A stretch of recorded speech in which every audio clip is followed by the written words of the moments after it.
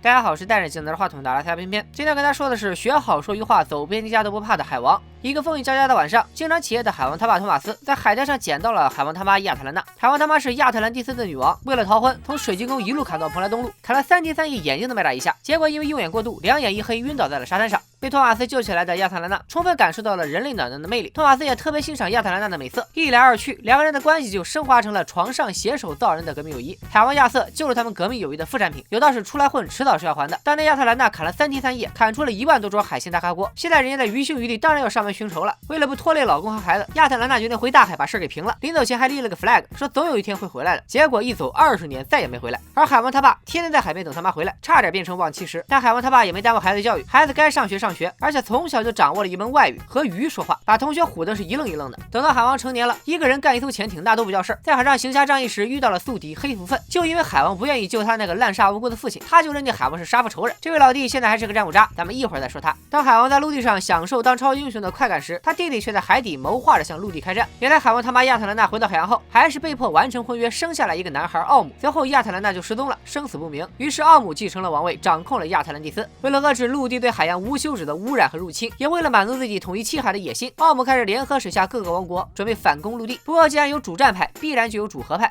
奥姆的未婚妻魅拉就是坚定的主和派，她不忍心看见上百万的海洋和陆地生灵白白送命，于是就想让海王统一七海，然后再平衡陆地和海洋的关系。他是这样说的 ：“You are the bridge between land and sea。”为啥总感觉这句话似曾相识呢 ？You could be the bridge between two peoples.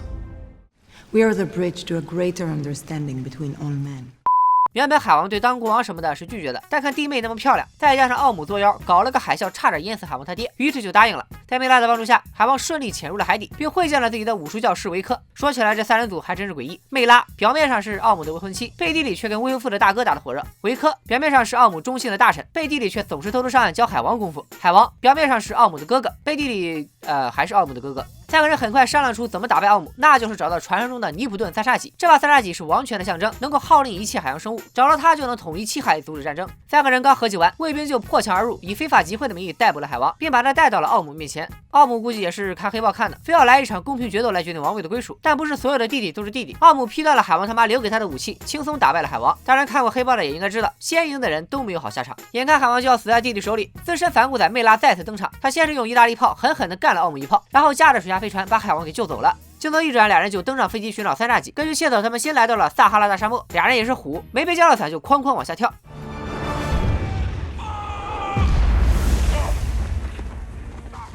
他俩误打误撞掉进了地下遗迹，还发现了一个超大型的燃气灶。他们掏出随身携带的超迷你液态石油气瓶怼了进去，结果燃气灶一点反应都没有。机灵鬼魅拉想了想，撒哈拉以前也是海洋，所以不应该点火，应该点水。于是他发动了自己的超能力，吸出了海王的体液。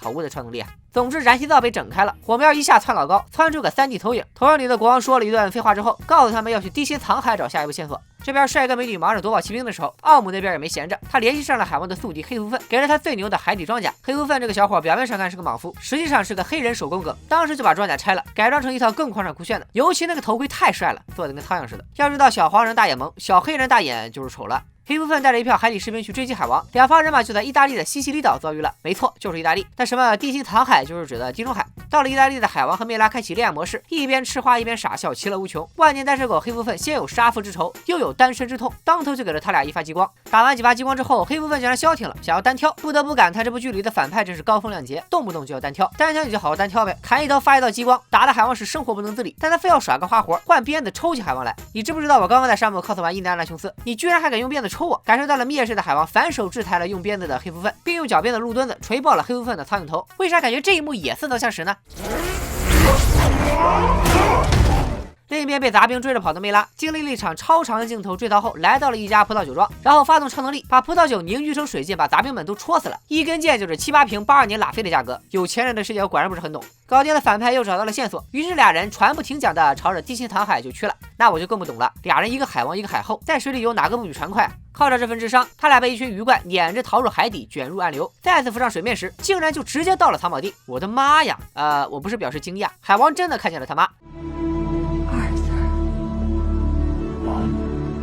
原来亚特兰娜就在这个藏宝地。看到这里，我才发现这片里最狠的角色还是海王他妈。被奥姆他爸尹志平侵犯之后，默默在海底铐死了20年小龙女。海王他爸比杨过还要多等4年，等得头都秃了，你说惨不惨？三叉戟就在眼前。虽然听说洞里有大怪，但海王硬着头皮也得上。到了洞里就见到了章鱼龙虾怪卡拉森，没想到这次是个打一下说10句的话痨，眼看他就要一巴掌拍死海王，海王却忍受不了这玩意儿的絮叨，大吼一声：“你给我把嘴闭上！”卡拉森诧异于海王能听懂他说话，于是让海王试着拔一下三叉戟。毫无悬念的，海王一下就拔起了三叉戟变身棒，然后就变出了一身某凤翔赞助的黄金甲。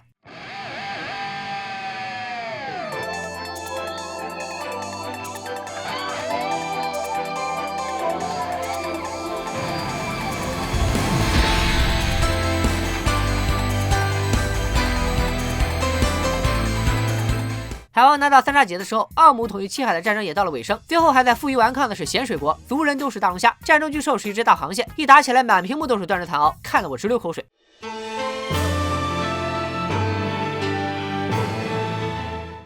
海王当然不能坐视自己的子民互相残杀，于是骑着卡拉森就把奥姆的劲力打得七零八落，并且提出了要和奥姆单挑，俩人打的是难解难分。海王借了场地优势，把弟弟推进了螺旋桨，但奥姆用实际表现告诉我们什么叫头硬，被螺旋桨打半天连根毛都没掉，眼看短时间不能解决战斗，海王使出了中国国拳法中最高深莫测的一招无敌风火轮。无敌风火轮一举打败了奥姆。海王通过高速转动三叉戟形成水幕，攻则有雷霆加身，动于9天之上；守则有厚土护体，藏于9地之下，能攻善守，变化莫测。算了，编不下去了，你这不就是孙猴子耍棍吗？不仅必杀技跟孙悟空一毛一样，你再看刀枪不入，火眼金睛，嫉恶如仇，放荡不羁，悟空曲棒倒海，风大圣，海王巡沙救母定波澜，海王的大闹海底不就像悟空的大闹天宫？其实导演温子仁在首映上就提到了自己对孙悟空的喜爱，所以海王有一些孙悟空的影子也不奇怪。花开到国外如此绚烂多彩，而本国却成为西游改编的死地，咱们都是要谢罪的。看到这里的朋友，谢谢您如此尊重进度条，请收下我的二维码，这个二维码7天有效，周一吃新片，周二搞笑丸，周3院线烧，周4悬疑包，周5加餐 High Five，周6加拼大师部，还有一个周日聚集大汉堡，每天服用清新明目，提神醒脑，不长肉，光变瘦。您要扫赶紧扫，进度条在燃烧，不扫拉倒。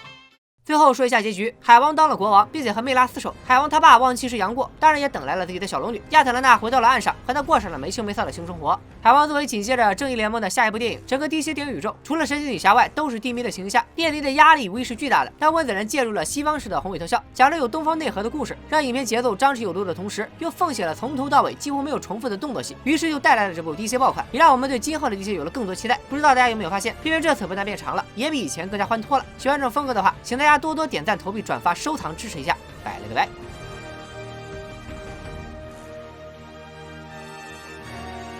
扫完这个公众号二维码，关注小片片说大片，天天陪你看大片。